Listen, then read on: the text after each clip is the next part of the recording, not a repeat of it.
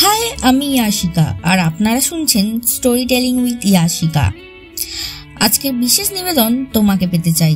গল্পটি যদি আপনাদের ভালো লাগে তাহলে গল্পটিতে একটি লাইক এবং কমেন্ট করে দেবেন, আর স্টোরি টেলিং উইথ ইয়াশিকাতে একটা সাবস্ক্রাইব করে বেল আইকনটি ক্লিক করবেন।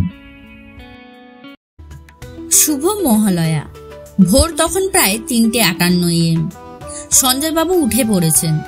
উঠে রেডিওটা নিয়ে 91.9 FM চালিয়ে দিলেন। আরজে, আমি আপনাদের সাথে আরজে নীল। সকলকে জানাই শুভ মহালয়ার প্রীতি ও শুভেচ্ছা। আজকের দিনটা সকলের খুব খুব ভালো কাটুক। আপনারা এখন শুনতে চলেছেন মহিষাসুর মর্দিনী। সঞ্জয়বাবু সকলকে ডেকে তুললেন। সকলে হলরুমে এসে বসলেন। শুরু হলো মহালয়া। সেই বীরেন্দ্র কৃষ্ণ ভদ্রের কণ্ঠে রেডিওতে বেজে উঠল।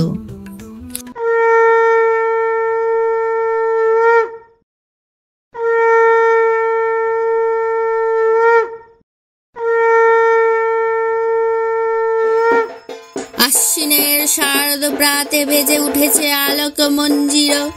ধরণীর বহিরাকাশে অন্তরিত মেঘমালা। প্রকৃতির অন্তরাকাশ জাগরিত জ্যোতির্ময়ী জগৎ মাতার আগমন বার্তা। আনন্দময়ী মহামায়ার পদধ্বনি অসীম ছন্দে বেজে ওঠে রূপলোক রসলোকে। আনে নব ভাব মাধুরীর সঞ্জীবন। তাই আনন্দিতা শ্যামলী মাতৃকার চিন্ময়ীকে মৃন্ময়ীতে আবাহন। আচিত্ত শক্তি রূপিণী বিশ্বজননীর শারদ স্মৃতি মণ্ডিতা প্রতিমা মন্দিরে মন্দিরে ধ্যান বোধিতা। মহামায়া সনাতনী শক্তিরূপা গুণময়ী। তিনি এক তবু প্রকাশ বিভিন্ন। দেবী নারায়ণী আবার ব্রহ্ম শক্তিরূপা ব্রহ্মাণী। কখনো মহেশ্বরী রূপে প্রকাশমানা, কখনো বা নির্মলা কৌমারী রূপ ধারণী, কখনো মহাবজ্র রূপিণী ঐন্দ্রী উগ্রা শিবদূতী। নিমুণ্ড মালিনী চামুণ্ডা, তিনি আবার তমময়ী নিয়তি। এই সর্বপ্রকাশ মানা মহাশক্তি পরমা প্রকৃতির আবির্ভাব হবে। সপ্তলোক তাই আনন্দমগ্ন।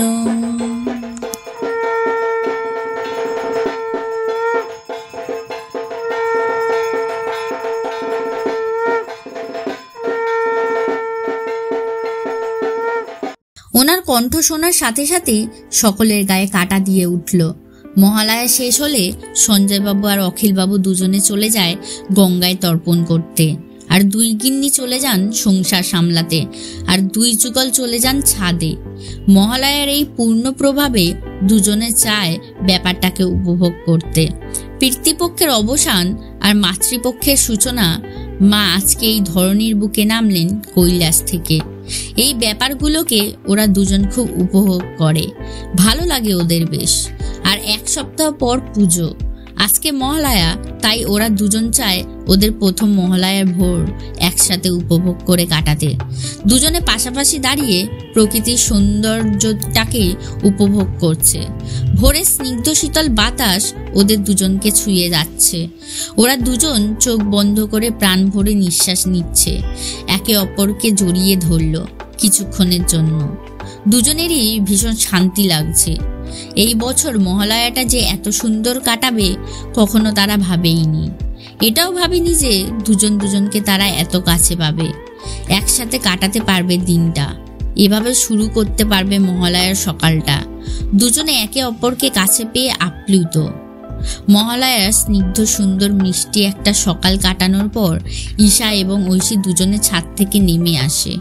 ততক্ষণে সঞ্জয়বাবু আর অখিলবাবুও তর্পণ সেরে বাড়ি ফিরে এসেছেন। তারপর বাড়ির সকলের সাথে বসে ঈশা আর ঐশী নিজেদের ব্রেকফাস্ট সেরে নেয়। এবছরের মহালয়ার সকালের মতো করেই সারাটা দিন ওরা একসাথে কাটাতে চায়, এমন মিষ্টি মুহূর্তের সাথে। তাই ব্রেকফাস্ট সেরে ওরা বেরিয়ে পড়ে কলকাতার অলিগলি ঘুরে দেখার উদ্দেশ্যে। এবার কলকাতা ঘুরে দেখবে অথচ মায়ের ঘাটে যাবে না, এমনটা তো হতেই পারে না। বরং বিচিত্র আমাদের এই কলকাতা, নিজের প্রিয় মানুষটার সাথে হোক বা পরিবারের সাথে বা একাকিত্ব উপভোগ করার উপযোগী বহু জায়গা রয়েছে এখানে, যেগুলোতে গেলে মন একেবারেই ভালো হয়ে যায়। সেই রকমই একটা জায়গা হলো আমাদের এই মায়ের ঘাট। সময়টা যখনই হোক, সকাল বা সন্ধে, দুপুর বা বিকেল, প্রিয় মানুষটাকে নিয়ে চট করে এখানে একান্তে মিষ্টি মুহূর্ত কাটাতে চলে আসাই যায়। আর এমন একটা জায়গা থাকতে ঈশা আর ঐশী কি সেখানে না এসে পারে? তাই তারা প্রথমেই চলে গেল সেখানে। এখানে এসে ঐশী তো আর নিজেকে ধরে রাখতে পারে না। এখানে এসেই ঐশী তো দৌড়ে চলে গেল ঘাটের কাছে। দুহাত ছাড়িয়ে প্রাণ ভরে শ্বাস নিচ্ছে সে। আর ঐশীকে দৌড়াতে দেখে ঈশা তো পেছন থেকে চিৎকার করে বলে ওঠে, ঐশী, ওইভাবে দৌড়িয়ে যেও না, ঐশী পড়ে যাবে তো। কিন্তু কে শোনে কার কথা? ঐশী কি আর নিজের মধ্যে আছে? ও যেন আরো বাচ্চা হয়ে গেছে। ঈশার কথাটা শুনে থামার বদলে বরং আরো নিজের দুহাত দুদিকে ছাড়িয়ে গোল করে ঘুরতে ঘুরতে বলে ওঠে, আমার কিচ্ছু হবে না ঈশা, তুমি আমার কিছু হতে দেবে না, আমি জানি। এই বলে এক দৌড়ে ঐশী ঈশার কাছে এসে ওকে শক্ত করে জড়িয়ে ধরে বলে ওঠে, তুমি আছো তো। ঈশাও মিষ্টি করে হেসে ঐশীকে জড়িয়ে ধরল। বেশ কিছুক্ষণ তারা একে অপরকে জড়িয়ে থাকলো। তারপর হঠাৎ ওদের কানে ভেসে আসলো একটা গান। মন কাশবন দুলছে যে শাড়ি, কবে ডাক দেবে ডাক, দিন গুনছে যে তারি।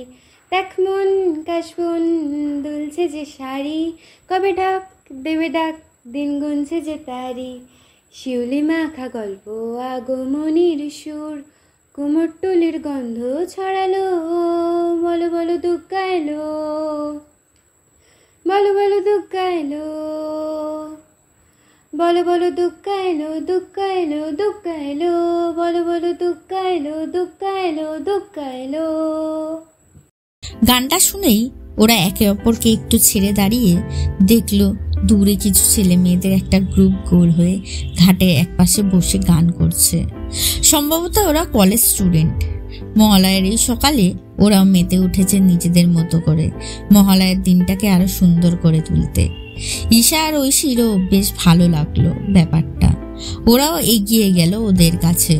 ওদের সাথে কথা বলে জানতে পারলো ওরা সকলেই রবীন্দ্রভারতী বিশ্ববিদ্যালয়ের ছাত্রছাত্রী।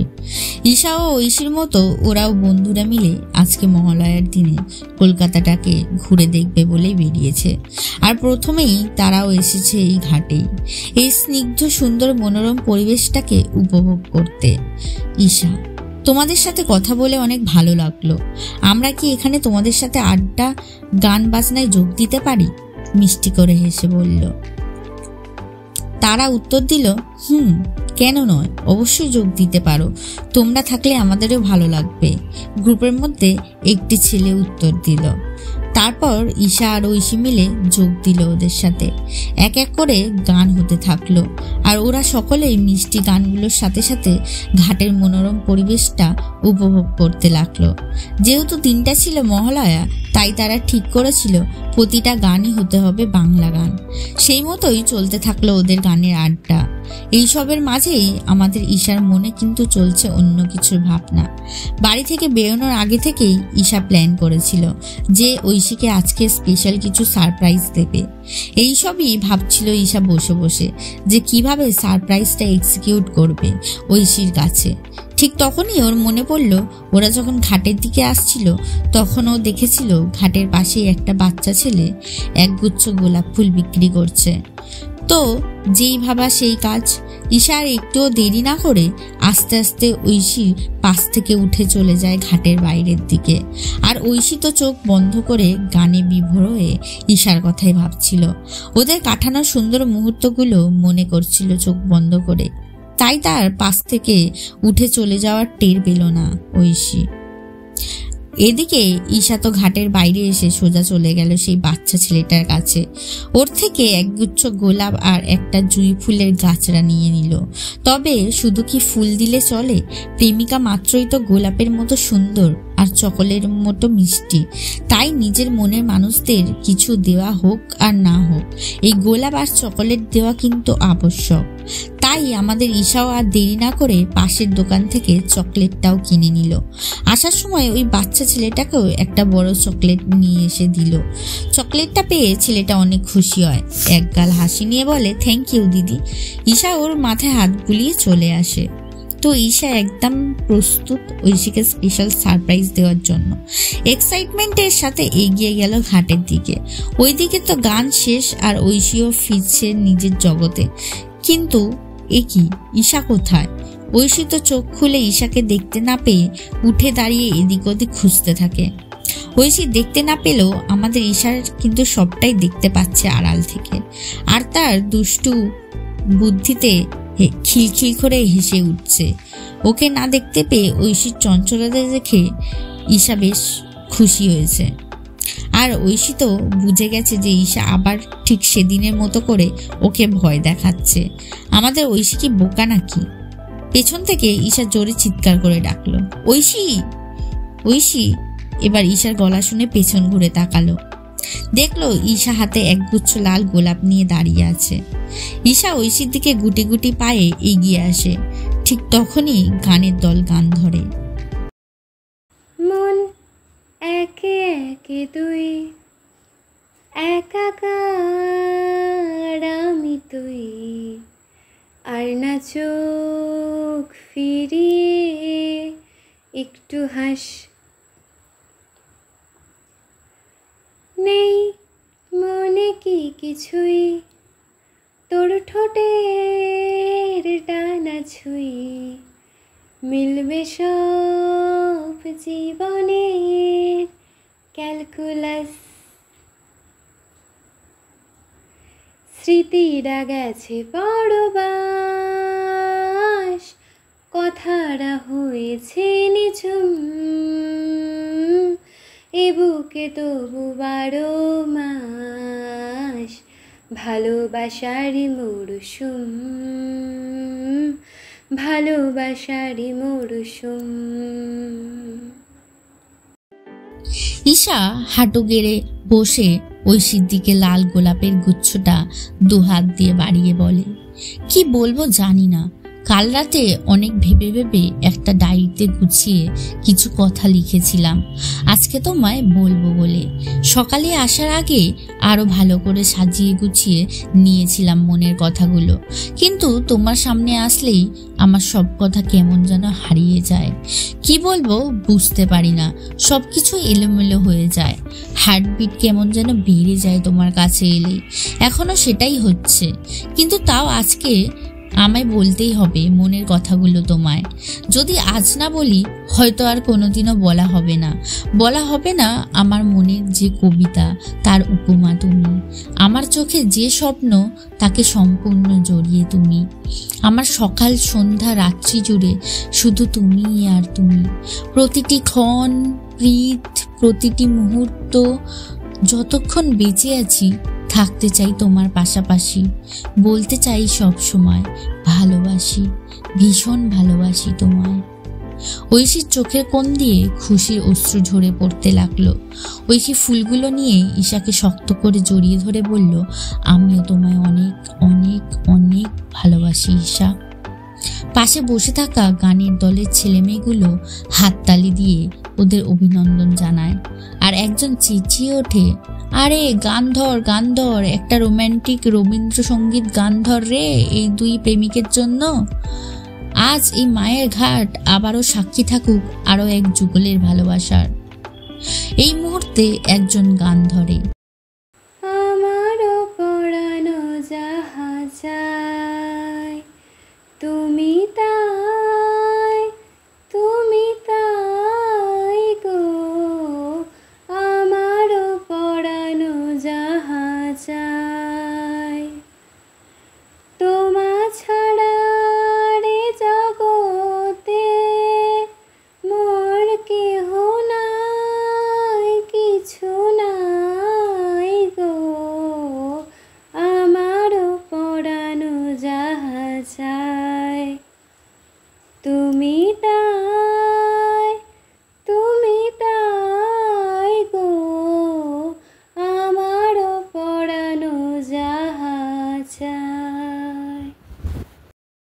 ঈশা ঐশীর কপালে ছোট্ট একটা কিস করে আবারও ওকে বুকের মাঝে শক্ত করে জড়িয়ে ধরে। পাশ থেকে গান ভেসে আসে। তোমায় ঋত মাঝারে রাখিব, ছেড়ে দেব না, তোমার হৃদয়ে রাখিব, ছেড়ে দেব না। ছেড়ে দিলে সোনার গৌড়, ছেড়ে দিলে সোনার গৌড় আর পাবো না, খ্যাপা ছেড়ে দিলে সোনার গৌড় আর পাবো না, না না না, ছেড়ে দেব না, তোমায় হৃদ মাঝারে রাখিব, ছেড়ে দেব না, তোমায় হৃদয়ে রাখিব, ছেড়ে দেব না। ওরা আরো কিছুক্ষণ মায়ের ঘাটে সময় কাটিয়ে গড়ের মাঠের দিকে রওনা দিল। একটা গাছতলায় গিয়ে বসলো দুজনে। লোকজনের ভিড়ের থেকে বেশ কিছুটা দূরে এসেই বসেছে ওরা। ওরা একটু নিজেদের মধ্যে একাকিত্ব চায়, ভিড় ভাড় চেঁচামেচি চায় না। ঐশীর কোলে মাথা দিয়ে শুয়ে পড়ল ঈশা। ঐশী পরম স্নেহে ঈশার মাথায় হাত বুলিয়ে দিচ্ছে। ঈশার কপালে আলতো কিস করে বলল, আজকের এই দিনটার জন্যই সেই কবে থেকে আমি অপেক্ষা করছি জানো। ঈশা বলল, তাই বুঝি, তা কবে থেকে শুনি? ঐশী বলল, যেদিন তোমায় প্রথম দেখেছিলাম কোচিং ক্লাসে, সেদিন থেকেই ভালো লাগতো তোমায়। তারপর তোমার সাথে মেশার পর কখন যে ভালোবেসেছি সেটা জানি না। তবে তোমাকে দেখে তখন অনেক অহংকারী, বদরাগী, উচ্ছন্নে যাওয়া মেয়ে মনে হয়েছিল। কিন্তু এখন? ঈশা বলে উঠল, এখন কি ঐশী? এখন তো তুমি আমার দুষ্টু মিষ্টি ঈশা। ঈশা, তাই বুঝি? ঐশী, তাই তো। ঈশা, পাগলি একটা। ঐশী, আচ্ছা তুমি বলেছিলে আমায় কিছু একটা বলবে, তোমার অতীত সম্পর্কে। তোমার এরকম রাগী জেদি হয়ে যাওয়ার পেছনে কি কারণ ছিল, তুমি সেটা আমায় বলবে বলেছিলে। ঈশা, আসলে আমি যখন ছোট ছিলাম, ক্লাস 5-এ পড়ি, তখন মা বাপি দুজনেই বেরিয়ে যেত কাজে। আর তখন আমার অনেক শরীর খারাপ হতো মাঝে মাঝে। তখন মাকে বলতাম, মা আজকে একটু ছুটি নাও না, আমার কাছে থাকো, তোমাকে অনেক মিস করি, তোমার আদর খাবো, আমাকে আদর করো না। কিন্তু মা কখনো শোনেনি, চলে যেত আমাকে কাজের জিম্মার কাছে রেখে দিয়ে। আমি মাকে কাছে পাওয়ার জন্য ছটফট করতাম, খেতে পারতাম না, রাতে ঘুমাতে পারতাম না। এমন অনেক রাত গেছে একা একা বালিশে মুখ গুজে কেঁদেছি। মায়ের ফিরতে মাঝরাত হতো, আর সকালে ঘুম থেকে ওঠার আগেই মা বেরিয়ে যেত। মাকে না পেয়ে আমি বারবার বাবার কাছে যেতাম, কিন্তু বাবা কলেজে মিটিং কনফারেন্সে ব্যস্ত থাকতো। তাই আমার মনে হতো ওরা আমাকে ভালোবাসে না, আমাকে চায় না। তো সেই কারণেই আমি নিজেকে একা করে নিয়েছিলাম। এই একাকিত্বই আমাকে রাগী বদমেজাজি করে তুলেছিল। কিন্তু তুমি এসে আমাকে সম্পূর্ণ বদলে দিয়েছো ঐশী। আমি তোমার সাথে সবসময় আছি, প্রতিটা পরিস্থিতিতে, এবং তোমার প্রতিটা স্বপ্ন পূরণে আমি তোমার পাশে থাকতে চাই এভাবেই। ঈশা, জানো ঐশী, আমার ছোট্ট থেকেই ইচ্ছা ছিল বাড়িতে দুর্গাপুজো করার, কিন্তু এই ইচ্ছার কথা মা বাবা কখনোই জানিয়ে উঠতে পারেনি, কারণ তারা তো কখনোই এতে গুরুত্ব দেবে না, তাদের তো সময় নেই। ঐশী, তো চলো এইবারে আমরা চেষ্টা করে দেখি না বাড়ির সবাই রাজি হয় কিনা। জানো ঈশা, আমারও বেশ ভালো লাগে বাড়িতে দুর্গাপুজো হবে, বেশ সে খুশি একটা আলাদাই। খুব মনে হতো যে এমন কোনো বন্ধু থাকতো যার বনেদি বাড়ি থাকবে একটা, এবং বিশাল বাড়ির দালান জুড়ে দুর্গাপুজো হবে। সকল পরিবার একসাথে হয়ে মায়ের পুজোয় হাত লাগাবে। পুজোর আমেজে মেতে উঠবে পুরো বাড়ি, সারা বাড়ি আলো দিয়ে সাজানো হবে, অনেকগুলো ঢাকি ঢাক বাজাবে। অষ্টমী সন্ধে হতে হবে আরতি নাচ এবং ধুনুচি নাচ, এবং দশমীতে সিঁদুর খেলা। ও ভাবলেই কেমন খুশিতে নেচে ওঠে মনটা। এমনই পাড়ার পুজো কিংবা প্যান্ডেলে প্যান্ডেলে ঠাকুর দেখতে যাওয়ার ব্যাপারটা এবং নিজের কারোর বাড়িতে পুজোতে সময় কাটানোর মধ্যে একটা আলাদাই অনুভূতি কাজ করে। সেই পুজোর অনুভূতিটা অনুভব করতে ইচ্ছা হচ্ছে খুব। ঈশা একটু নড়ে চড়ে উঠে বসলো, বলল, ঠিক আছে, বাড়ি গিয়ে এই বিষয়ে কথা বলতে হবে সবার সাথে। তার আগে কিছু খাবার অর্ডার দিই। সেই কখন খেয়েছি সকালে, আর এখন দুপুর তো প্রায় 3টে বাজে। তোমার কি খিদে পাইনি ঐশী? ঐশী, হ্যাঁ পাচ্ছে তো খিদে, কিন্তু আসলে তোমার সাথে গল্পে এমন ডুবে গেছিলাম যে খিদের দিকে তেমন খেয়াল যায়নি, কিন্তু এখন পেটে ইঁদুর দৌড়াচ্ছে। ঈশা, বুঝেছি ম্যাডাম, দাঁড়ান জোম্যাটো থেকে খাবার অর্ডার দিই। কি খাবে বলো? বিরিয়ানি অর্ডার করি? তোমার তো প্রিয়। ঐশী: সেই ভালো। খাবার না আসা পর্যন্ত ওরা কিছুক্ষণ গল্প করে কাটালো। 20 মিনিটের মধ্যে খাবার চলে এলো। ওরা খেয়ে দিয়ে স্প্ল্যানেডের দিকে হাঁটা লাগালো। বিকেলে প্রায় 5টার দিকে হাড় চুরির দোকানে নিয়ে গেল ঐশীকে। ঐশী কিছু কানের দুল পছন্দ করলো। ঈশা বলল, খুব সুন্দর লাগবে তোমাকে পরলে। যে দুটো কানের দুল পছন্দ করেছিল সেগুলো ঈশাই কিনে দিল ঐশীকে। তারপর দুজনে কিছু স্ন্যাক্স আর ঐশীর প্রিয় আইসক্রিম খেয়ে বাড়ি চলে এলো। দুজনে বাড়ি ফিরে দেখলো হলরুমে সবাই বসে গল্প করছে আর কফি খাচ্ছে। ঐশী ঈশাকে ইশারা করলো যে এটাই ভালো সুযোগ, চলো ওদের বলে দেখো। ঈশা গুটি গুটি পায়ে ওর বাবা মায়ের কাছে গিয়ে বসলো। বসে বলল, মা বাপি, তোমাদের সাথে কিছু কথা আছে। মিস্টার সেন এবং রাগিনী দেবী বলল, বলো, কি বলবে? ঈশা: মা বাপি, এবারে আমাদের বাড়িতে দুর্গাপুজো করলে কেমন হয়? মিস্টার সেন: দুর্গাপুজো? না না, দুর্গাপুজো বললেই দুর্গাপুজো করা যায় নাকি? মুখের কথা নাকি ওসব? কত কাজ থাকে, কত দায়িত্ব থাকে, আর আমাদের এত লোকজনও নেই যে সামাল দেবে, আর সময়েরও অভাব। রাগিনী দেবী: তোমার বাবা তো ঠিক কথাই বলেছে। ঈশা কোনো কথা না বলে ওখান থেকে উঠে সোজা নিজের ঘরে চলে যায়। ঐশী বুঝতে পারে ঈশা আবারও আঘাত পেল। ঐশীও চলে যায় উপরের ঘরে। ঐশী ঈশার ঘরে গিয়ে দেখে ঈশা লাইট অফ করে শুয়ে আছে অন্ধকারের মধ্যে। ঐশী গিয়ে মাথার কাছে বসে। ঈশা সরে এসে ঐশীর কোলে মুখ গুজে কেঁদে ফেলে। কাঁদতে কাঁদতে বলে, দেখেছো ঐশী, তোমাকে বলেছিলাম না ওদের সময় নেই আমাকে দেওয়ার মতো। ওদের সবসময় কাজ কাজ আর কাজ। আমার খুশির দিকে, ভালো থাকার দিকে কখনো নজর দেওয়ার ওদের সময় হবে না। তাই ওদের থেকে দূরে থাকি ঐশী। ওদের কাছে থাকলে সবসময় একটা এক্সপেকটেশন কাজ করে, কিন্তু ওদের থেকে দূরে থাকলে অতটাও কষ্ট হয় না যতটা কষ্ট কাছে থাকলে হয়। ওরা ওদের মতো থাকুক, আমি আমার মতো থাকি। শুধু তুমি কখনো আমাকে ছেড়ে চলে যেও না, তাহলে আমি মরেই যাব, বিশ্বাস করো। তোমাকে অনেক ভালোবাসি, তোমাকে ছাড়া থাকতে পারবো না আমি। ঈশাকে ওইভাবে কাঁদতে দেখে ঐশীরও ভীষণ কষ্ট হচ্ছে। ঐশী ঈশার কপালে হাত বুলিয়ে ছোট্ট একটা কিস করে বলল, আরে পাগলি, আমি যাব না কোথাও তোমাকে ছেড়ে। ঠিক সেই সময় দরজা দিয়ে রাগিনী দেবী ট্রে হাতে সন্ধ্যের টিফিন নিয়ে ঢুকলো। ঈশা লাফিয়ে উঠে ঠিক হয়ে বসলো, আর ঐশীও নড়ে চড়ে বসলো। ঐশী: আরে কাকিমা, আমাদের তো ডাকতে পারতে, নিজেই চলে যেতাম। তুমি আবার কষ্ট করে উপরে নিয়ে এলে খাবার। রাগিনী দেবী: আমি ভাবলাম সেই ভোর রাতে উঠেছিস, তারপর সারা সকাল দুপুর ঘুম নেই, রোদ্রে বাইরে ঘুরে ঘুরে বেরিয়েছিস, ক্লান্ত থাকবি অনেক, তাই উপরেই নিয়ে এলাম খাবারটা, টেবিলে রেখে গেলাম, দুজনে খেয়ে নিস মনে করে। বেশি দেরি করিস না, না হলে ঠান্ডা হয়ে যাবে। একটু ডালের পকোড়া করেছিলাম আর বেগুনি। রাগিনী দেবী ঘর থেকে বেরিয়ে গেলে ঐশী আর ঈশা খাট থেকে লাফিয়ে নিচে নেমে খাবারের দিকে দৌড় লাগায়। তাড়াতাড়ি করে খেয়ে ফেলে দুজনেই। রাতের ডিনার করতে বসেছে সবাই। মিস্টার সেন খেতে খেতে বলেন, বুঝলি সঞ্জয়, এবারে দুর্গাপুজোটা করেই ফেলি। ঈশা যখন এত করে বলছে। ঈশা খেতে খেতে থেমে গিয়ে মিস্টার সেনের দিকে তাকায়। সঞ্জয় বাবু: করাই যায়।